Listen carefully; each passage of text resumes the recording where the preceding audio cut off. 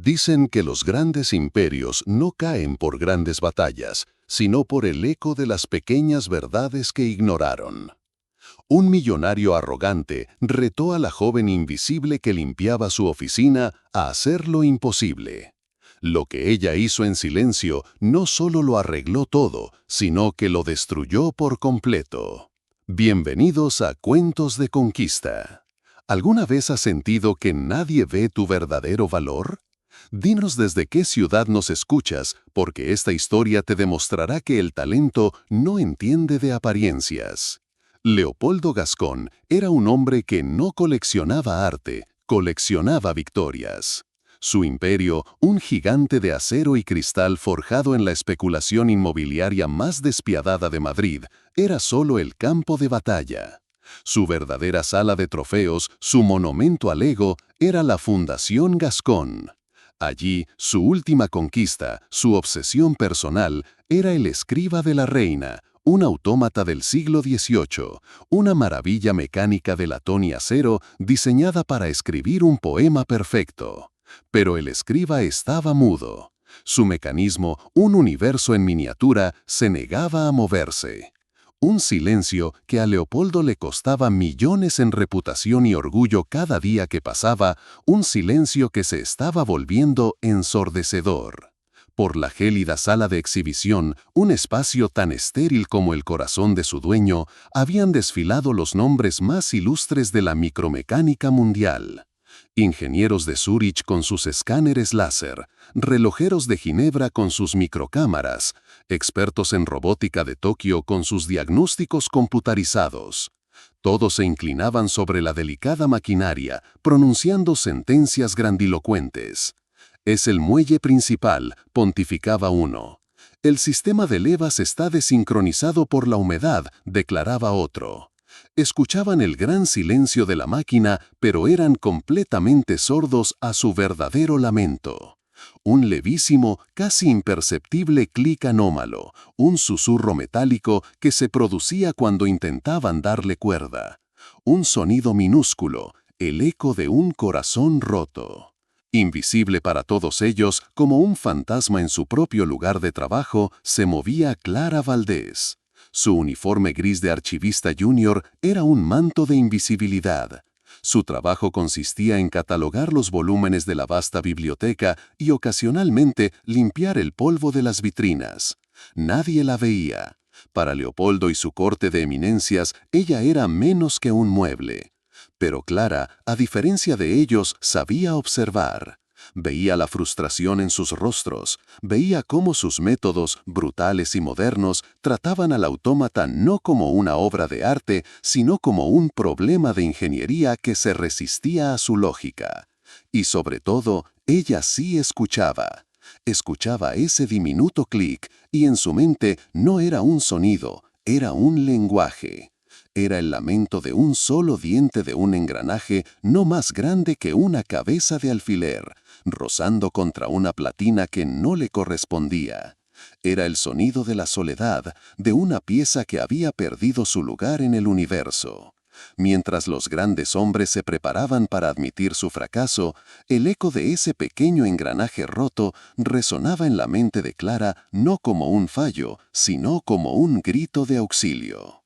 Y en un mundo obsesionado con el ruido del poder, solo ella podía escuchar la devastadora elocuencia del silencio.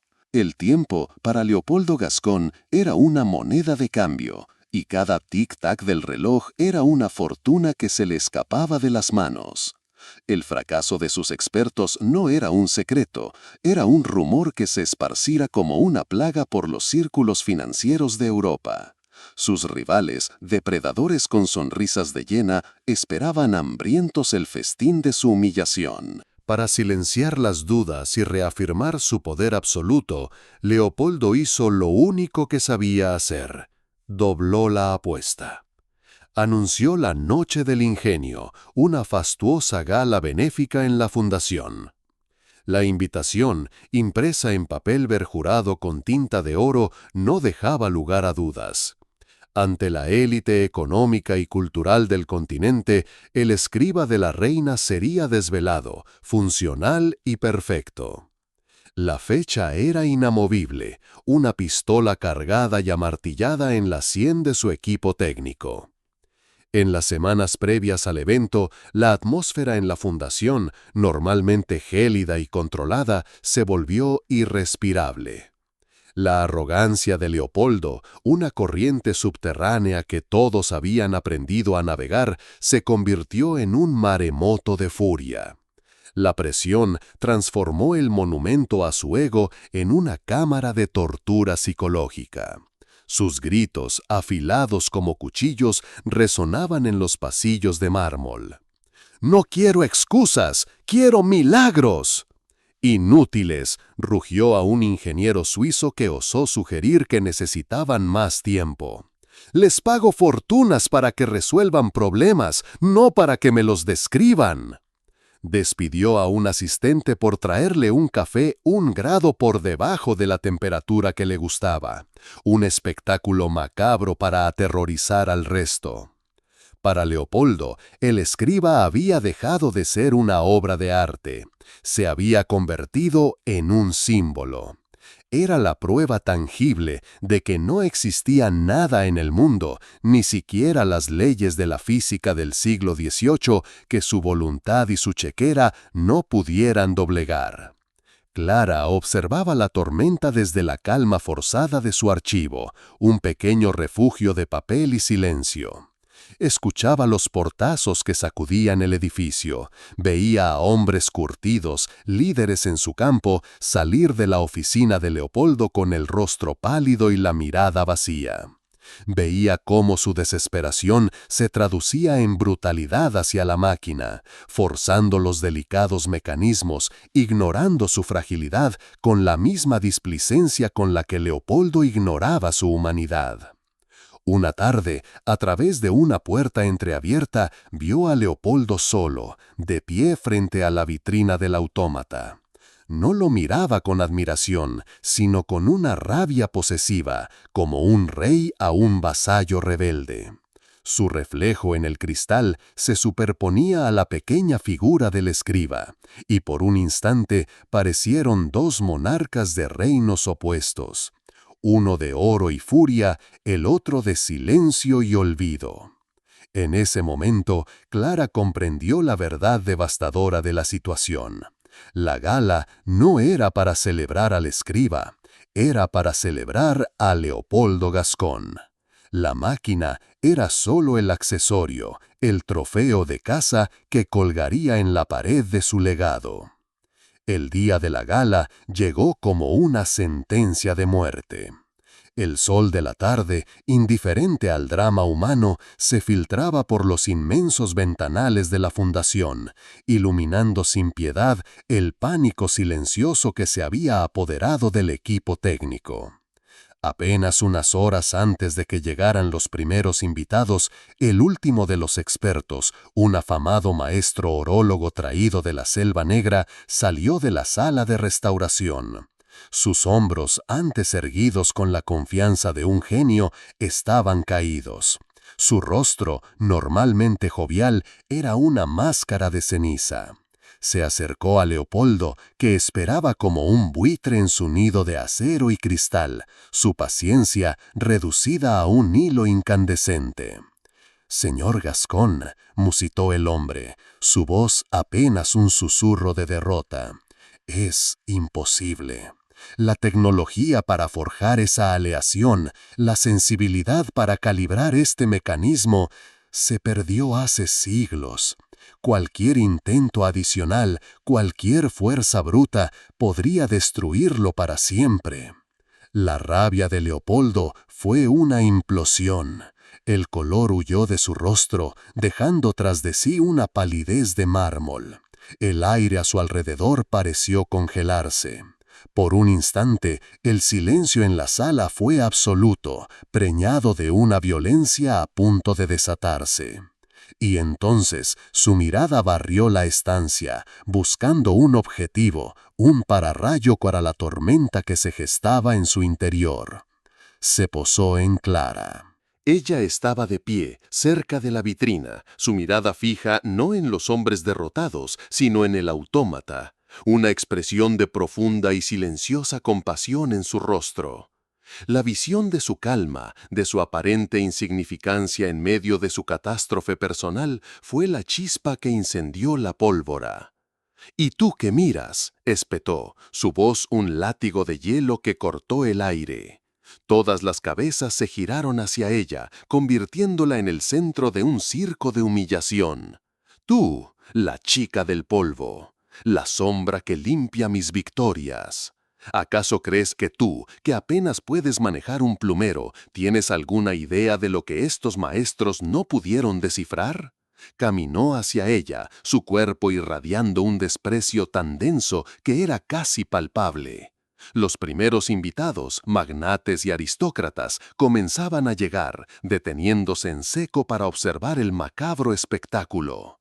«Esto va a ser divertido», anunció Leopoldo a la creciente audiencia, su voz resonando con una crueldad teatral.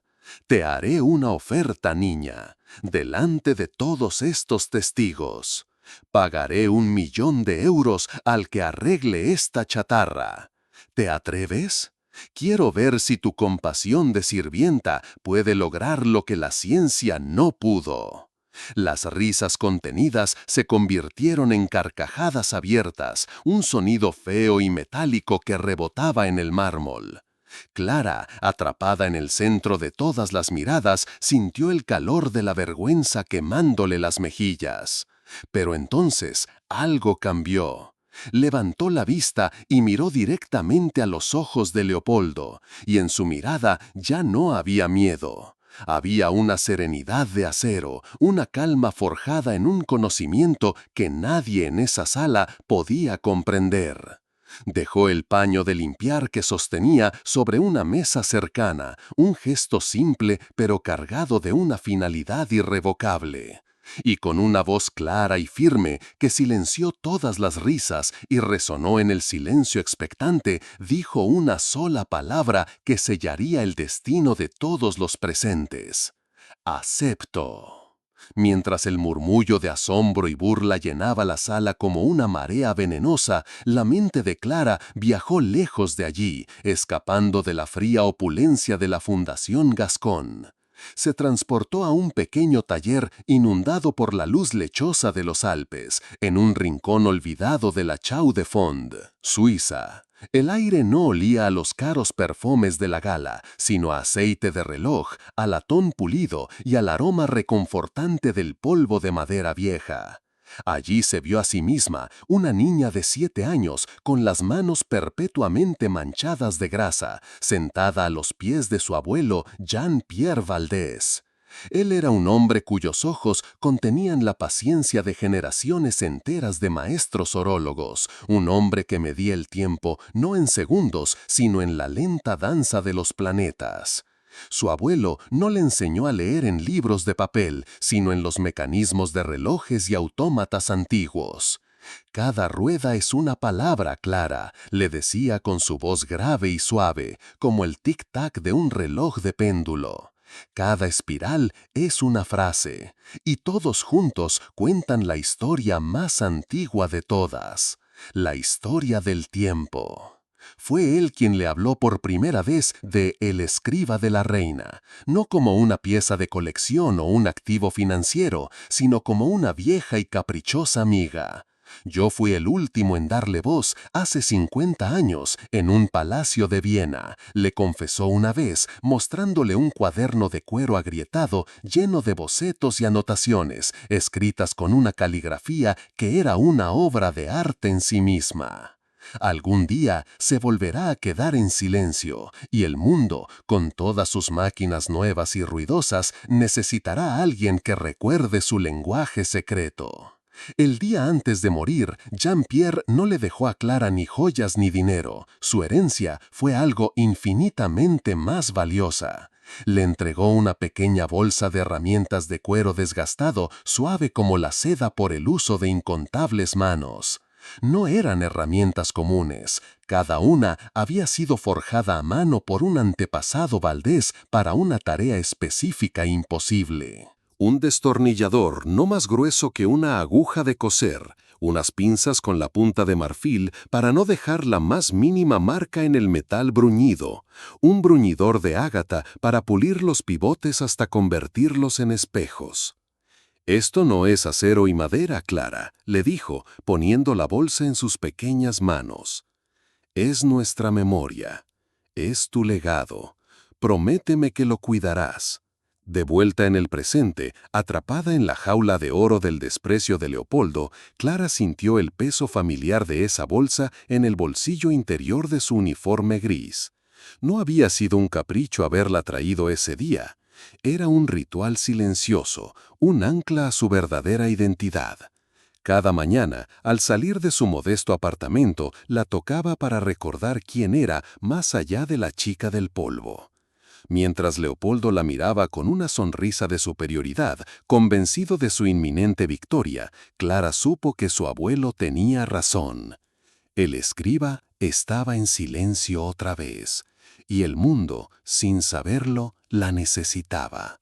La humillación pública no era una afrenta, era una invocación. El destino, con la cruel ironía de un mecanismo de relojería, la había puesto exactamente donde debía estar. Con una calma que enfureció a Leopoldo y desconcertó a la multitud, Clara hizo un gesto a los guardias de seguridad. «Necesitaré una mesa de trabajo estable, una lámpara de alta intensidad y que nadie cruce un perímetro de 3 metros», dijo, su voz desprovista de emoción, pero cargada de una autoridad inquebrantable. Ignoró los susurros venenosos, las miradas condescendientes de los invitados trajeados que la veían como una atracción de feria. Para ella, el mundo exterior se había disuelto. El universo se había reducido a 3 elementos sagrados: ella, el autómata y el legado silencioso de su abuelo. Con un cuidado infinito, como si estuviera desvistiendo a un miembro de la realeza, abrió la carcasa de oro y esmalte de El escriba de la reina, revelando la ciudad dorada y silenciosa de su mecanismo.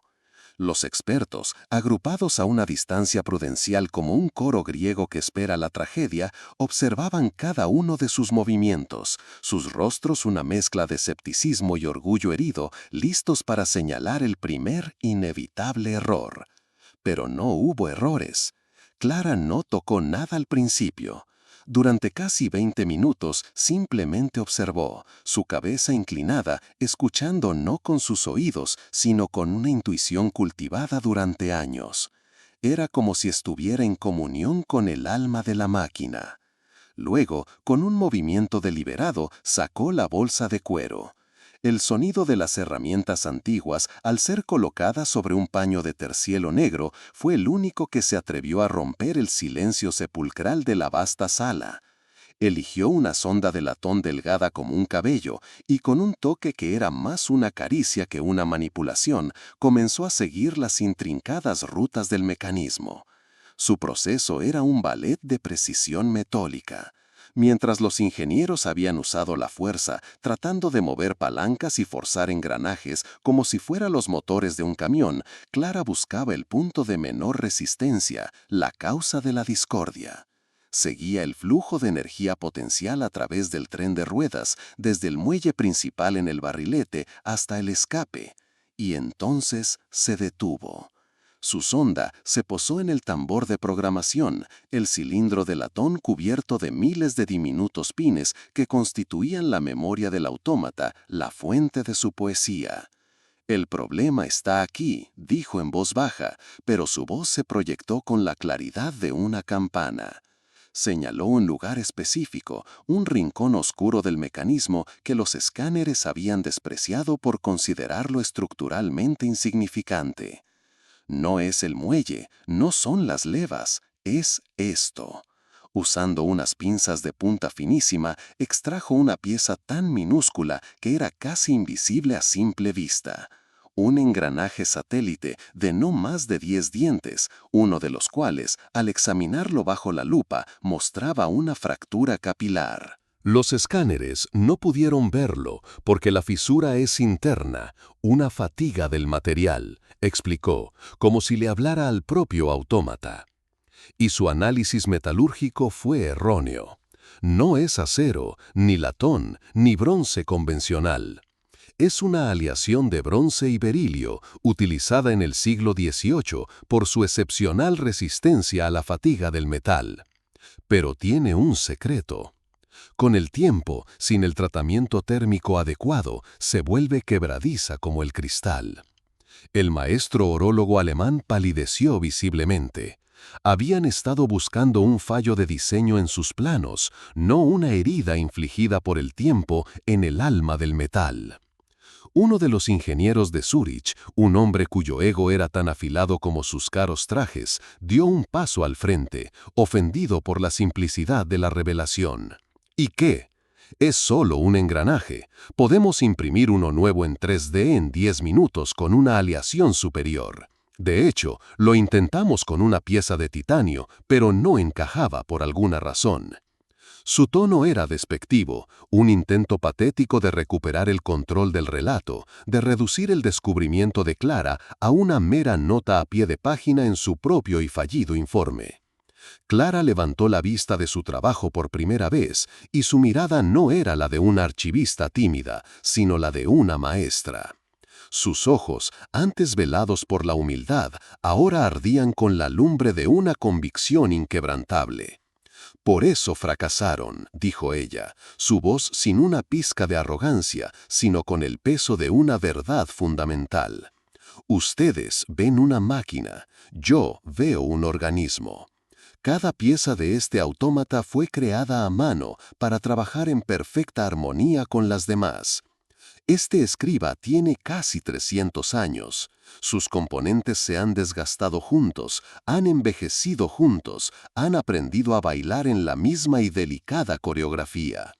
Tienen una personalidad».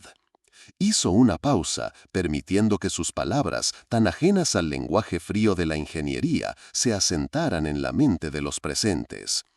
Introducir una pieza de titanio moderno, perfectamente lisa, dura e inflexible, en un sistema de latón y bronce antiguos, es como pedirle a un anciano que corra un maratón con el corazón trasplantado de un atleta olímpico de 20 años. El cuerpo, el sistema, lo rechazaría, entraría en shock. No por debilidad, sino por incompatibilidad. El silencio que siguió fue denso, casi sólido. La metáfora de Clara, tan orgánica y humana, los había desarmado por completo.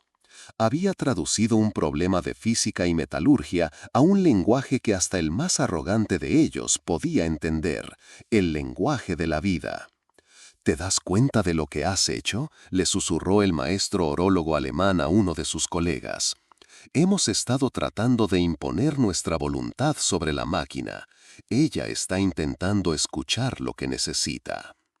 Por primera vez esa noche, Leopoldo Gascón sintió una punzada de algo que no reconocía. No era rabia, no era impaciencia, era duda. Una duda fría y reptante que comenzó a abrirse por las grietas de su mundo de certezas absolutas. Había gastado millones en la ciencia más avanzada, en la lógica más fría, en los egos más grandes. Y esta joven, esta chica del polvo, hablaba de almas y personalidades atrapadas en un montón de engranajes. Miró el rostro concentrado de Clara, la reverencia casi sagrada con la que trataba cada diminuto componente, y luego miró los rostros de sus expertos, llenos de orgullo herido y desconcierto. Su mundo, un edificio de poder construido sobre la premisa de que todo era cuantificable y comprable, acababa de sentir la primera fisura en sus cimientos. La idea de que pudiera existir un conocimiento más allá de la tecnología, un poder más allá del dinero, era tan aterradora como fascinante. Y por primera vez en su vida, Leopoldo Gascón tuvo miedo de lo que no entendía. De una sección oculta de su raída bolsa de cuero, Clara extrajo un objeto que provocó un jadeo colectivo entre los ingenieros y expertos. Era un torno de relojero manual, una versión en miniatura no más grande que su mano, una pieza de museo en sí misma, con volantes de inercia de latón y manivelas de marfil. Lo aseguró a la mesa con una pequeña abrazadera de tornillo. Luego, de un pequeño vial de metal forrado en terciopelo, sacó una varilla delgada de un material de color pálido. Bronce de berilio, de la misma época y fundición que el original, explicó en voz baja. Mi abuelo coleccionaba pequeñas cantidades de metales históricos para restauraciones. Decía que no se puede curar una herida antigua con medicina nueva.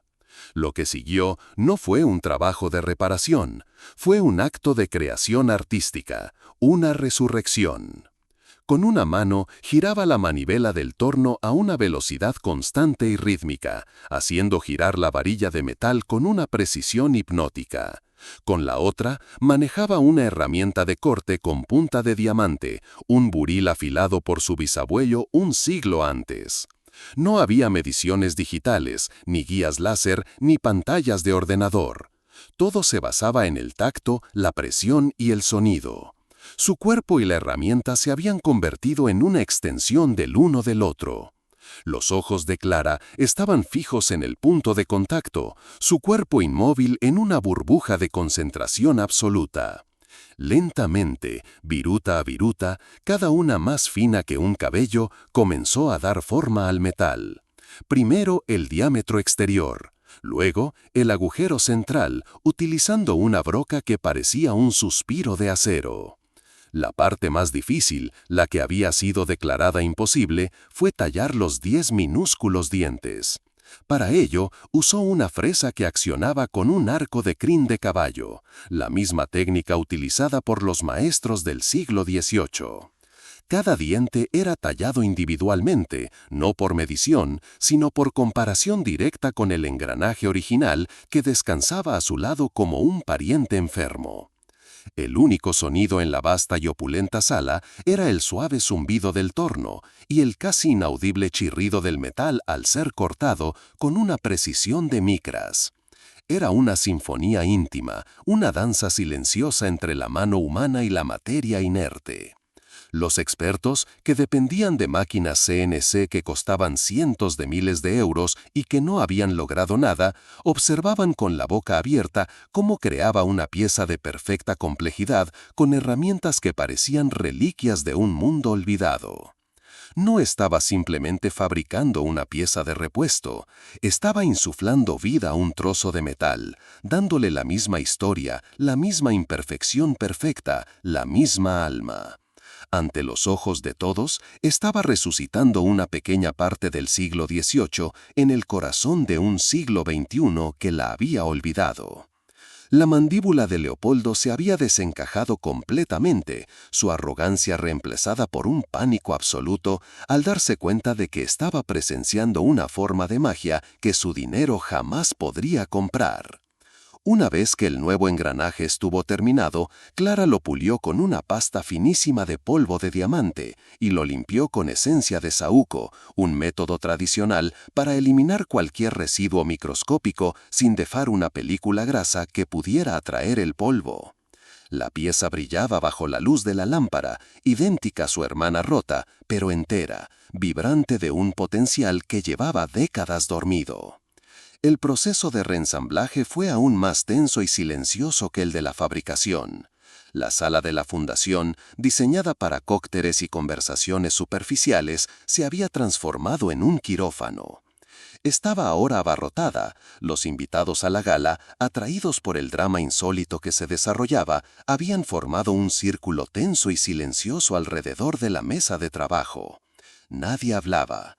El tintineo del hielo en las copas de champán, el murmullo de los negocios y los cotilleos, todo había cesado. El destino de una velada de millones de euros, la reputación de Leopoldo Gascón y el honor de 3 siglos de artesanía pendían de las manos firmes de la joven a la que todos habían despreciado.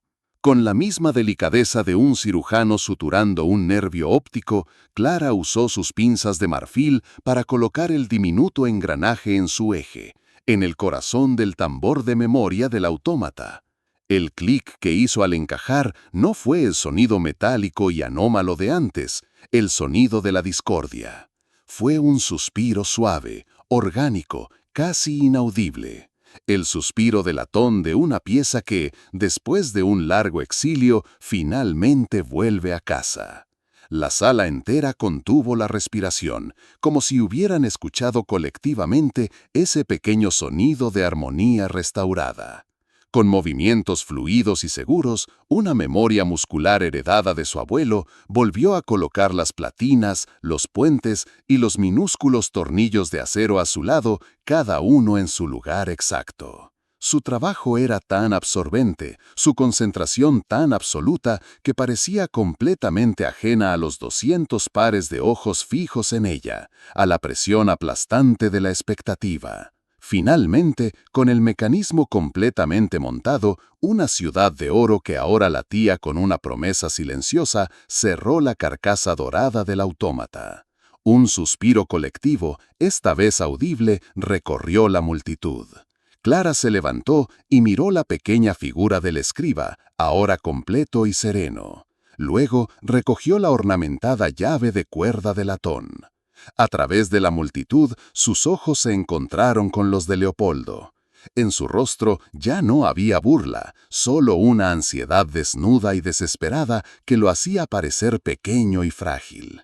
Clara introdujo la llave en la cerradura del mecanismo. La giró una vez, 2 veces. El sonido de los muelles principales tensándose era el único en el universo, un sonido de potencial puro.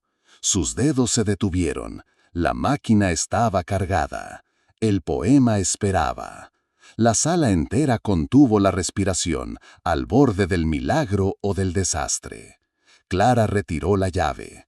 Con un movimiento suave, casi ceremonial, deslizó un pequeño interruptor de plata en la base del autómata. Durante un segundo que se sintió como una eternidad geológica, no pasó nada.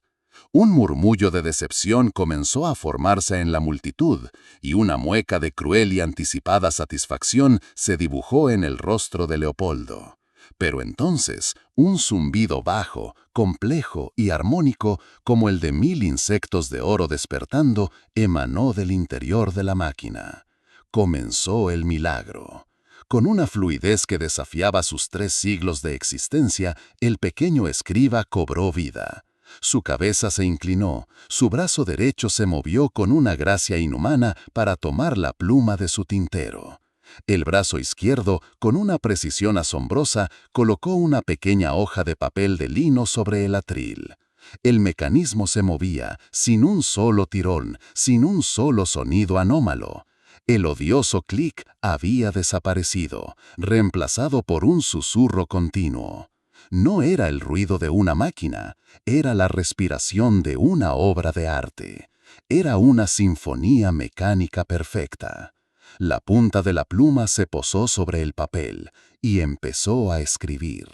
La caligrafía era exquisita, una cursiva del siglo XVIII llena de florituras elegantes y seguras. Letra a letra, palabra a palabra, un poema comenzó a tomar forma bajo la atenta y ahora incrédula mirada de cientos de personas. Las palabras, proyectadas en una pantalla gigante para que todos pudieran leerlas, no eran aleatorias. Parecían haber sido elegidas por el propio destino para ese preciso momento, para esa precisa audiencia. La mano arrogante busca el oro, mas ignora el tesoro del saber. El corazón de humilde decoro guarda la luz que el tiempo hará volver. En el silencio, la verdad habita, y una pieza olvidada da la fe. El valor real no es lo que se grita, sino la obra que se ve. Cuando la última palabra fue escrita, el escriba levantó su pluma con un floreo final y se quedó inmóvil, su tarea cumplida. El silencio que siguió fue absoluto, profundo, un vacío sónico tan denso que parecía tener peso.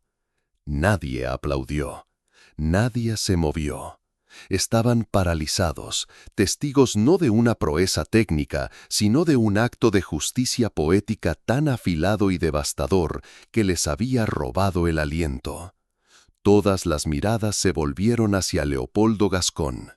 La sonrisa arrogante que se había dibujado en su rostro momentos antes se había quedado allí, pero ahora era una máscara grotesca, una mueca congelada de incredulidad y horror. El color se drenó de su rostro mientras leía y releía el poema en la pantalla, cada palabra un martillazo contra el monumento de su ego. Lo que salió de los labios de Clara no habían sido palabras, sino la acción silenciosa que había desmontado su mundo. Y la risa, la carcajada cruel y triunfante que se preparaba para soltar, se le congelara en la cara para siempre. El impacto de esa revelación fue como un rayo que partió el aire, y en ese momento el poder cambió de manos. El mundo de certezas de Leopoldo Gascón, un imperio construido sobre la fría lógica del poder y el dinero, no se agrietó, se pulverizó en un instante. El poema en la pantalla no era solo tinta sobre papel, era un espejo, uno que le devolvía el reflejo de un hombre espiritualmente indigente, un hombre que coleccionaba belleza pero no la comprendía, que poseía tesoros invaluables pero carecía por completo de valor. La perfección mecánica del autómata, resucitada por la mano de la mujer que él había humillado, era un reproche silencioso y devastador a su propia alma imperfecta y ruidosa. Su mundo de certezas se estaba desmoronando palabra por palabra. Su cuerpo, normalmente un monolito de control y poder, comenzó a temblar incontrolablemente. El 1.000.000 de euros que había ofrecido con tanta soberbia, ahora se sentía como una ofensa, una limosna insignificante ante la magnitud de lo que acababa de presenciar. No había sido una reparación, había sido una lección de humildad tan brutal y pública que lo había dejado desnudo.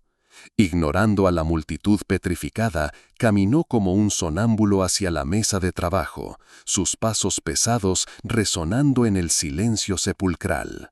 Sus rodillas, las mismas que nunca se habían doblado ante nadie, flaquearon.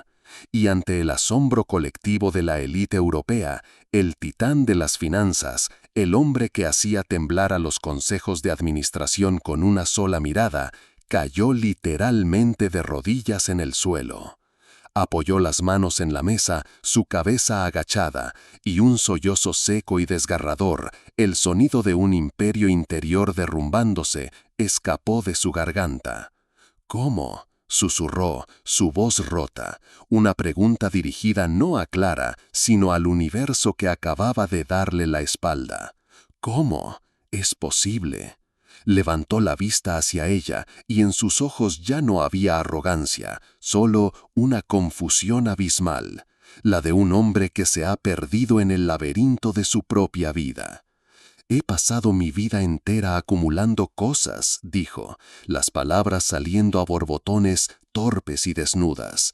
«Cosas perfectas, únicas, creyendo que su valor, su brillo, se transferiría a mí. Pero usted no ha reparado una máquina. Me ha mostrado que yo soy el que está roto, que mi vida es una colección de objetos muertos. Estoy vacío».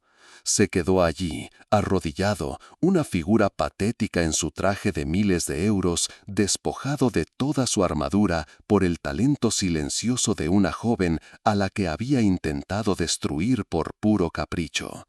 Había construido un imperio para sentirse grande, solo para descubrirse más pequeño y frágil que el diminuto engranaje que Clara acababa de crear con sus propias manos. La bancarrota que tanto temía en los mercados, la que sus rivales esperaban con ansia, acababa de declararla él mismo, no en una sala de juntas, sino en el tribunal de su propia conciencia. Y la jueza era una joven archivista que sin decir una palabra lo había sentenciado con un acto de pura y simple excelencia.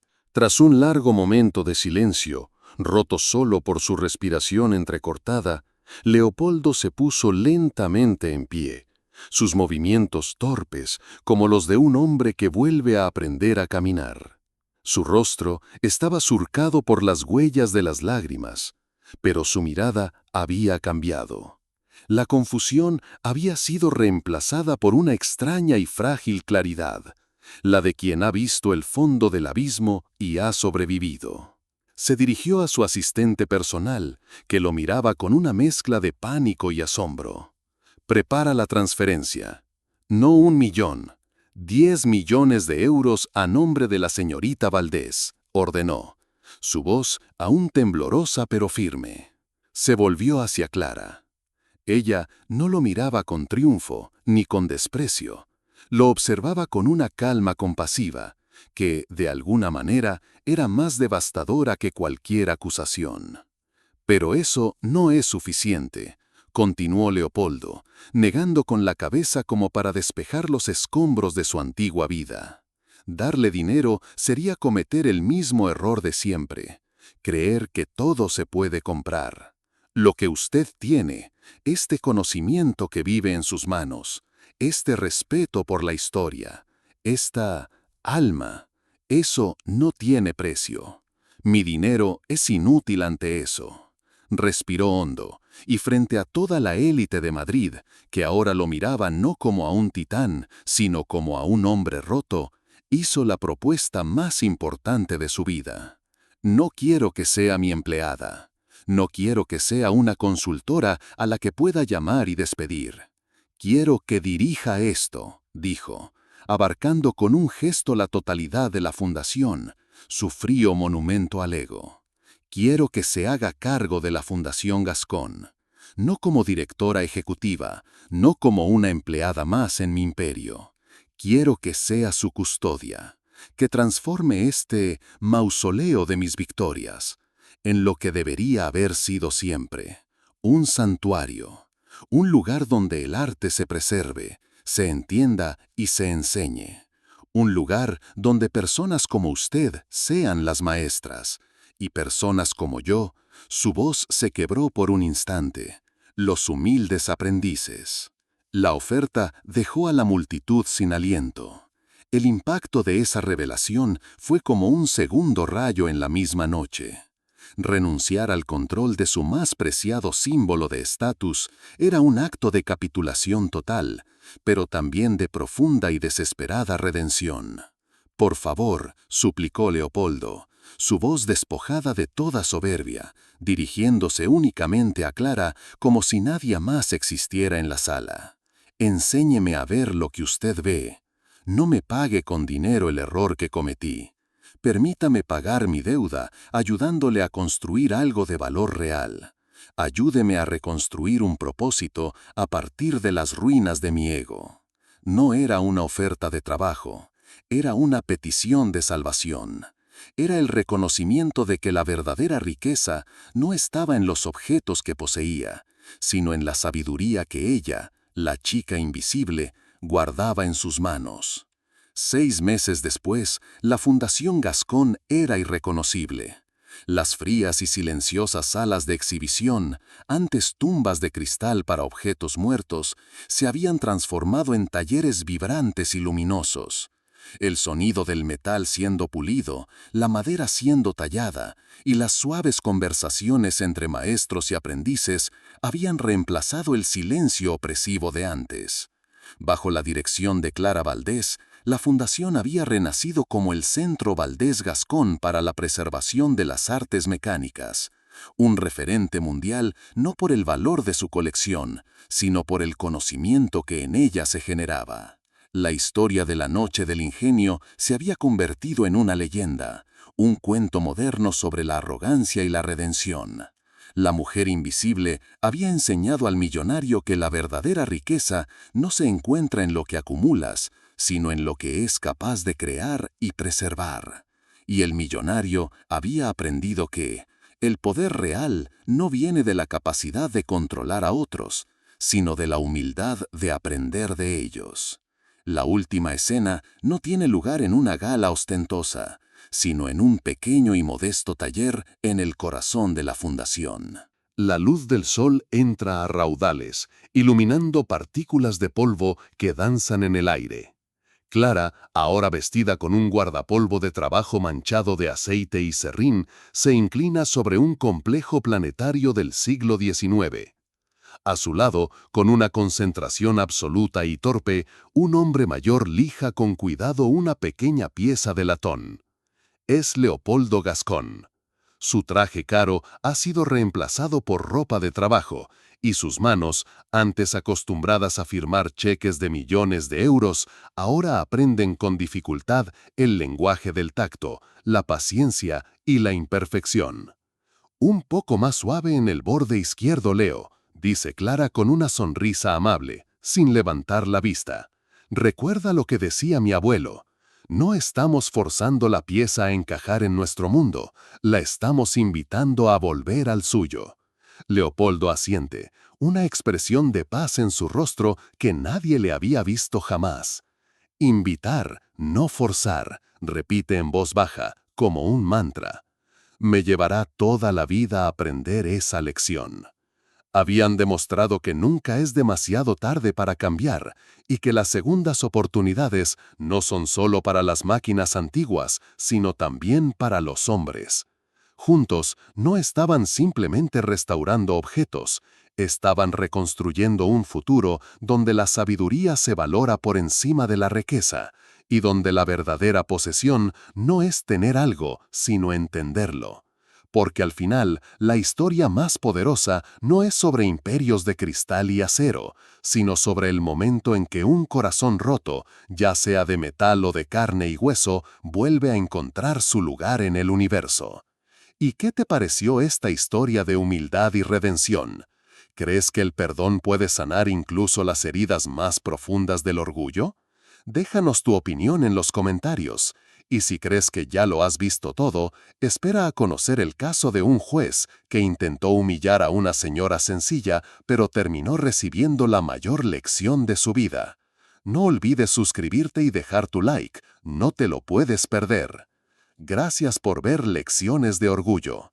¿Y a ti, qué te pareció esta historia de humildad y redención?